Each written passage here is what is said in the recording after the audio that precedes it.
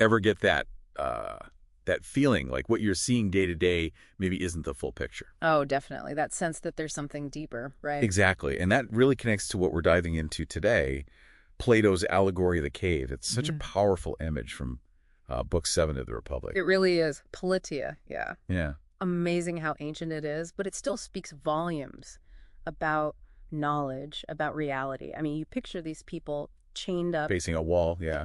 And shadows are all they see? Shadows are their entire world. That's their reality. Until, one prisoner manages to break free. Okay, so this person gets out, sees daylight, actual things making the shadows, a total mind shift. Huge shift. But it doesn't just stop with this one person getting enlightened, does it? No, right. They go back into the cave. Tries to explain what they saw to the others still chained up. And that journey from seeing shadows to seeing truth, and then the struggle to communicate it, that's really the heart of the allegory. All right, so our mission here is to unpack that, draw out the key ideas from our sources, help you listening grasp why it's still so significant. So what's the core message here? Well, it's fundamentally a metaphor for philosophical education. It shows it as this really difficult, transformative process, moving from ignorance, well, basically opinion, towards real knowledge. And it suggests different layers of reality, too. The cave versus the outside. Exactly. The cave, the shadows, that's like the sensible world, what we perceive with our senses, often mistaken for the whole truth. The outside world, that symbolizes the realm of forms, the true, unchanging essences. And the sun. The ultimate source of light and truth. It represents the form of the good, yeah. The highest reality. So it's about getting beyond just what our senses tell us. But you said it's difficult. Oh, absolutely. The climb out isn't easy. It represents that struggle to move beyond doxa, just opinions, beliefs, based on those shadows towards aletheia, which is like unveiled truth. The truth the escapee sees. Right. And some translations talk about the pain of turning towards the light. It emphasizes that real learning, real change, can be uncomfortable. And then trying to explain it back in the cave, that's maybe even harder. Which kind of justifies the philosopher's role, then. They've made that hard journey. That's a crucial link our sources highlight. This isn't just a standalone fable. It fits directly into the grand plan of the Republic. How so? It supports Plato's whole argument about justice, the ideal city Callipolis. It comes right after he discusses the form of the good and is central to educating the philosopher kings. Ah, the philosopher kings. Those who've seen the sun, the form of the good, are the ones best suited to lead. Precisely. The allegory shows why they should rule. That return to the cave isn't just like a nice idea, it's an obligation. A political necessity for Plato. Yes. Because only those with true knowledge can guide the city towards justice and genuine well-being. So the allegory is a cornerstone for his political philosophy. Okay, but interpretations differ, right? Yeah. Our sources touch on debates about what the cave and the outside actually represent. Oh, for sure. It's a big one. Is Plato talking about two literally separate worlds, the sensible and the intelligible? Or is it more about different levels of understanding within one reality? Like seeing things blurry versus seeing them in sharp focus. That's a good way to put it, yeah. It might be degrees of clarity, not separate locations. And understanding key terms helps, like paideia. The education, but it's more holistic than just schooling. Much more. It's about shaping the whole person, intellect, and character. The escape is a conversion of the soul, turning towards the light. Plato's dialogue format, Socrates guiding Glaucon, is meant to kind of spark that in the reader, too. And that power, that imagery, is why it's had such a lasting impact, isn't it? Absolutely enormous impact. Across philosophy, literature, art, even pop culture. Think about The Matrix. Right. Escaping a false reality. That's straight from the cave. It echoes it directly. It keeps resonating because it touches on fundamental questions about knowing, about being, about how we should live. Epistemology, metaphysics, politics. It's all in there. Its symbolism is just so rich, people keep reinterpreting it. Exactly. Different times, different contexts find new meaning in it. So if we boil it all down after this dies, what's the one thing you really want people to take away? I think it's that the allegory isn't just about knowing versus not knowing. It's really about the journey, that often difficult, challenging journey towards seeking truth, and importantly, the responsibility that comes with seeing things more clearly. That's a great point. So a final thought for you listening. Maybe consider what cave you might find yourself in sometime. Yeah. What shadows might you be taking for the real thing? What comfortable ideas might be blocking a clearer view? Definitely something worth mulling over. You ever have that moment? Or something you've believed for ages just clicks wrong, that little mental jolt. Oh yeah, that wait a second feeling. It's unsettling, but it's also where the real thinking starts. Exactly. And that's kind of the feeling we're chasing today. We're doing a deep dive into Plato's Allegory of the Cave. It's one of those big ones that really makes you question things. It absolutely is. And we've got some great material to work with, philosophy encyclopedias, academic takes, even stuff looking at how it lands today. Right, a real mix. We've sifted through it all using Notebook LM to pull out the core stuff for you. It gives a pretty comprehensive picture, doesn't it? Totally. So our mission here is to basically unpack this allegory, understand what Plato was getting at, why it was a big deal then, and honestly, why we're still talking about it. Consider it your shortcut to getting your head around a massive idea in Western philosophy without needing a PhD. Yeah, exactly. Okay, so let's paint the picture. What's the basic story Plato tells? All right, imagine this. You've got prisoners chained up in a cave since they were born. All they can see is a wall in front of them. Okay, facing a wall, chained. Grim start. It is. Behind them, there's a fire. And between the fire and the prisoners, people are walking back and forth carrying puppets or statues. Right, so the fire casts shadows of these objects onto the wall the prisoners are watching. Exactly. And for these prisoners, those flickering shadows, that is reality. That's all they've ever known. They give names to the shadows, talk about them as if they're real things. They don't know it's just shadows. They think it's the real deal. Precisely. Now, here's the twist. One prisoner manages to get free. Ah, the escape. What happens then? Must be overwhelming. Totally overwhelming. First, he turns and sees the fire, the puppets, the actual source of the shadows. Yeah. That alone is confusing, painful even for his eyes. Accustomed to the dark, yeah. Then he's dragged or stumbles out of the cave into the sunlight. Whoa, that's gotta hurt. It does. He's completely blinded at first, but gradually his eyes adjust. He starts seeing reflections, then the actual objects, trees, animals, people, then the moon and stars at night. And finally, Finally, he can look at the sun itself, and he realizes it's the source of light, of seasons, of, well, everything he now sees in the real world. He understands the shadows were just pale imitations. that's a mind-altering realization, so he must be thinking, I gotta tell the others. You'd think so, right? He goes back into the cave, wanting to share this incredible truth. How does that go down? Badly. His eyes have adjusted to the light, so now he can barely see in the dark cave. The other prisoners think he's ruined his eyesight. Oh, wow. Yeah, and when he tries to explain the world outside, the real world, they think he's crazy. They mock him. They don't believe him at all. Not even a little. They're comfortable with their shadows. Plato even suggests they'd probably try to kill anyone who tried to force them out into the light. Yikes. That's intense. So this isn't just some weird story. It fits into Plato's bigger picture, doesn't it? Where does it show up? Yeah, it's not random. It's right in the middle of his major work, The Republic, Book 7 specifically. Okay. It comes up when he's talking about education. Like the real education needed for the people who should ideally rule the city, the philosopher kings. It's about turning the soul towards what's truly real and good. So it's fundamental to his whole political and ethical project. The Stephanus pages, you mentioned those. Right. If you want to find it in the original text numbering, it kicks off around 514a and runs through to about 521b. It connects directly to other big ideas he discusses just before it, like the simile of the sun and the divided line. Okay, so it's packed with symbolism. Let's break that down. The cave itself, what's that representing? The cave is basically the world as we perceive it through our senses, our everyday reality, which Plato thought was often illusory or based on mere opinion. He called this level of understanding doxa. Opinion, belief, the stuff we pick up without really examining it. Pretty much. And the shadows on the wall. Those are the things we perceive, the appearances. Exactly. Fleeting, secondhand images of reality.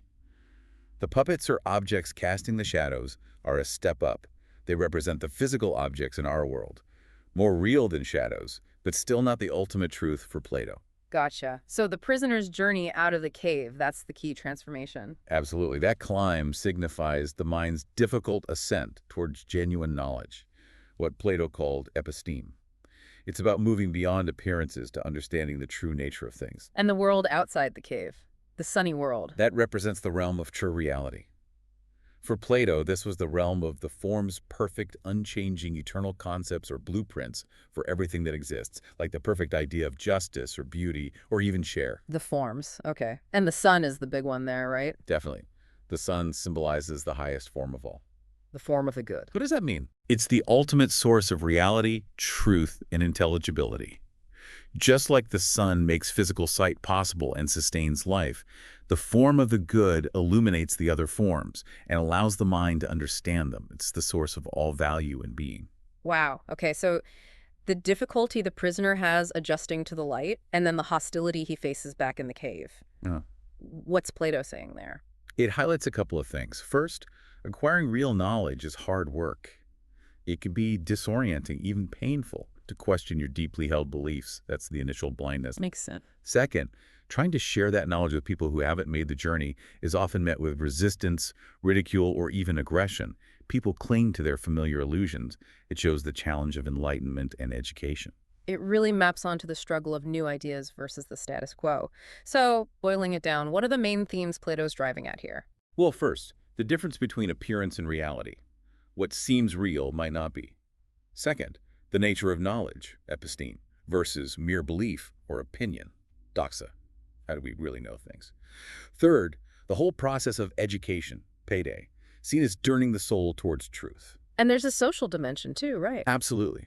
The allegory raises big questions about the philosopher's role in society. Do they have a responsibility to go back and try to enlighten others, even if it's dangerous or unwelcome? Plato seems to think yes. It's just incredible how much he packed into this one image, and its influence has been massive, hasn't it? Oh, immense. You see its echoes everywhere. Philosophy, obviously, but also literature, art, movies, political thought, discussions about media. It's become a fundamental metaphor in Western culture for talking about truth, reality, and escaping illusion. Okay, so we've got the basics down, but like any really deep idea, people interpret it differently, I assume. For sure. One of the big ongoing debates is about how, literally, to take the two worlds aspect. Did Plato really mean there's a completely separate non-physical world of forms, distinct from our physical world? That's the two-world theory. Yeah. Some scholars read it that way, a sharp division between the sensible world, the cave, and the intelligible world outside. What's the alternative? Others argue it's more about different levels of understanding or reality within a single framework. Not necessarily two distinct locations, but a spectrum of clarity and reality.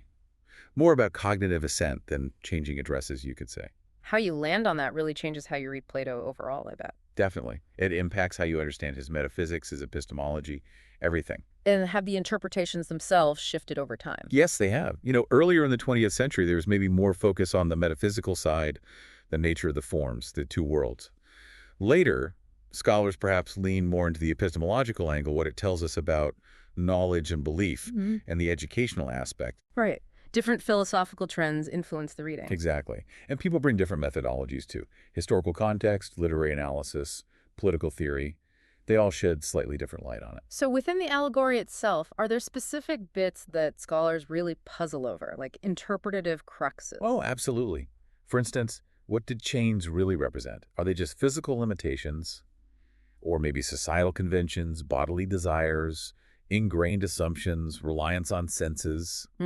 Could be lots of things. Right. And the fire inside the cave, what's its status? Is it like a lesser sun for the sensible world? Or is it something purely artificial, maybe representing political power or rhetoric that creates illusions? Interesting question. Then there's the state of the prisoners. Are the ones looking just at shadows in the same mental state as those who might be unchained but still inside looking at the puppets? Plato describes different stages within the cave. What's the exact difference in their understanding? These nuances keep the discussion alive, don't they? Okay, you mentioned we have insights from various scholars. Let's touch on some key voices. What perspective does Julia Annis bring? Julia Annis often emphasizes reading the allegory firmly within the context of the Republic's argument. She focuses on the progression of cognitive states, how the prisoner moves through different levels of awareness, illustrating Plato's ideas about education and understanding. Okay, so focus on the cognitive journey. What about Richard Kraut? Kraut tends to highlight the allegory's epistemological significance, how it fits into Plato's arguments in the middle books about knowledge and the forms, and particularly how it contrasts genuine understanding with the limits of sense perception. And C.D.C. Reeve. Reeve strongly connects the allegory to the necessity of the philosopher kings and the importance of understanding the form of the good. For him, the ascent from the caves is the essential qualification for just rule. Right, the political angle, M.F. Bernier. Bernier looks closely at the allegory as a propedeutic meaning, like an introduction or orientation. He sees it as illustrating Plato's powerful vision of education as a turning of the soul away from darkness to the light of the forms. Education as reorientation. Makes sense. Now, Richard Lewis Nettleship is an older voice, but influential. Yes, Nettleship's commentary situates the allegory within the Republic's entire philosophical landscape, connecting its metaphysical and epistemological aspects to the ethical and political aims of the dialogue, a very holistic view. And Cross and Woosley, they did a detailed commentary. They offer a very fine-grained philosophical analysis of Book 7, really dissecting the allegory's structure, symbolism, and arguments point by point. Very analytical. Okay. And Sean Sayers provides a more accessible take. Yes, Sayers focuses on making the allegory's connection to the main themes of the Republic: justice, the ideal state, education clear for a broader audience, showing why it's so central to Plato's whole project. It's great how different scholars illuminate different facets. Now, what about specific arguments we find in journal articles? They often zoom in, right? Exactly. Robert W. Hall, for instance, analyzed how the cave works together with the sun and line similes to really hammer home Plato's distinction between episteme, knowledge, and doxa, opinion. Showing how these metaphors reinforce each other, but J.S. Morrison found some potential issues there. Morrison raised questions about whether the details of the divided line map perfectly onto the stages in the cave allegory, suggesting there might be some unresolved difficulties or complexities in how they align. Interesting. And Paul Slee tackled the question of why the philosopher goes back down. Yes, Slees explored the ethical and political reasons compelling the enlightened philosopher to return to the cave, despite the personal difficulty and danger. It's about that tension between enlightenment and social responsibility. Rachel Barney focused on desire. Right. Rachel Barney examined the nature of the desire for the good as it's portrayed through the prisoner's ascent, connecting it to Plato's wider psychology and theory of motivation. David Sedley introduced this idea of godlikeness. Sedley interprets the ascent described in the allegory within Plato's broader ethical framework, arguing it represents a process of homeosis theo, becoming like God, through intellectual and moral purification. Wow. And James Wilberding looked closely at the stages inside the cave. Yes, Wilberding focused on differentiating the cognitive states within the cave itself. The state of mind of someone seeing only shadows versus someone seeing the puppets, arguing for distinct levels of illusion even before escaping. And finally, Vasilis Charismanis compared the cave and the line. Charismanis attempted to integrate the epistemological, knowledge-related, and ontological, reality-related layers of both the divided line and the cave, aiming for a unified picture of Plato's view. It's just fascinating how much mileage philosophers have gotten out of this one story. Okay, bringing it to the present, how does this ancient allegory still land today? Does it still feel relevant? Absolutely. Its core metaphor, escaping a false or limited reality for a truer, more authentic one, is incredibly persistent. You see it reflected in discussions about education, critical thinking, media influence, escaping ideological bubbles. Sort of breaking free from the matrix, that kind of idea. That's a classic pop culture example, yeah. Though our sources keep it general, that theme of questioning perceived reality runs deep in modern storytelling, too. It speaks to that fundamental human experience of wondering if there's more than what we currently see or believe. So for listeners whose interest is piqued, who want to explore more, where can they look online for reliable info? Well, for high-quality, peer-reviewed overviews, the Stanford Encyclopedia of Philosophy, the Internet Encyclopedia of Philosophy, or IEP, are fantastic starting points. They have detailed entries on Plato, the Republic, his ethics, metaphysics. Good academic resources. Definitely. They shape how many people first approach these topics, so they're influential, but very solid. Then there's Phil Papers. It's a huge database for finding academic articles, books, dissertations on just about any philosophical topic, including the cave. Useful for digging deeper into specific arguments. Exactly. And if you want to get closer to the source, the Percy's Digital Library is amazing. You can find the original Greek text of the Republic, cross-referenced with Stephanus numbers, alongside older English translations. Great for close study. Excellent. Beyond those general resources, any specific areas or authors someone might look into for related insights? Sure. Understanding Plato's theory of forms is a crucial context, so looking into scholars who focus on that, like maybe R.E. Allen or Gail Fine, would be helpful. Right, the world outside the cave. Exactly. Also, Plato's philosophy of education is key, so writers like Werner Jaeger or R.S. Bloch offer deep dives there. Reading broader commentaries on the Republic itself, like Bernard Bosanquet's older work or more recent ones, gives context. And tracking the allegory's influence through later philosophy and culture is another whole fascinating avenue. Lots of paths to explore. What about multimedia? For people who learn better by listening or watching. There's quite a bit out there now. Many universities put lectures online. You might find courses on Plato or ancient philosophy through things like open Yale courses. Okay. And academic podcasts are great.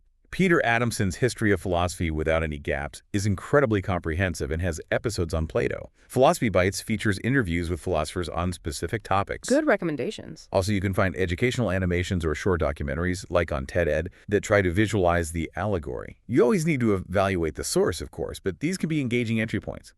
It shows how scholarly discussion is moving beyond just print. This has been fantastic, really unpacking the layers of the allegory of the cave. It's clear why it's had such staying power. If you had to boil down the main takeaways for our listeners, what would they be? I'd say, first, the idea of a journey, often difficult, from ignorance and illusion towards knowledge and truth.